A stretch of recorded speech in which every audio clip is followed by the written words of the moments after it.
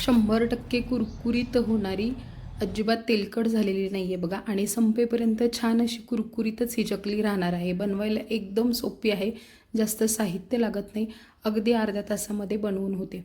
आणि खूप थोडं थोडं मी साहित्य घेतलं होतं बघा.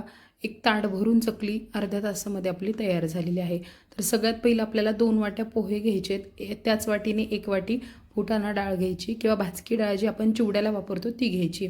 दोन्ही एकदम बारीक करून घ्यायचे आणि चाळणीने चाळून घ्यायचे. ह्यात आपल्याला 2 वाट्या तांदळाचं पीठ घालायचे. त्यानंतर 1 चमचा जिरं आणि ओवा कुटून घेतलेला आहे जाडसर ते घालायचे. 2 चमचे तीळ घालायचे आहेत. 1 चमचा धने पावडर, 1 चमचा लाल तिखट, पाव चमचा हळद घालायची, चवीपुरतं मीठ घालायचे.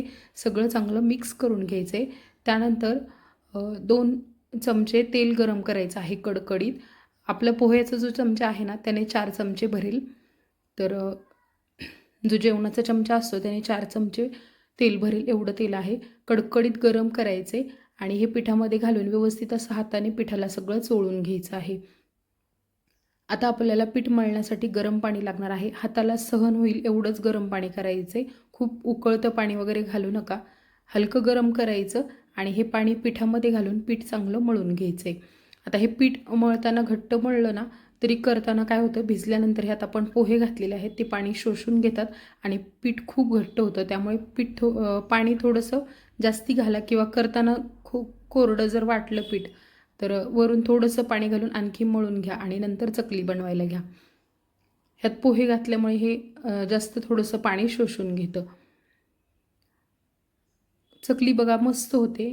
चांगलं पीठ मळून घ्यायचं आणि लगेच चकल्या बनवायला घ्यायच्या. पीठ भिजवायची वगैरे काही गरज नाही. तेल गरम करायला ठेवलेलं आहे. तेल गरम होईपर्यंत पीठ मळून होतं आणि लगेच बनवून लगेच तळायला घ्यायच्या आहेत. झटपट ह्या चकल्या होतात.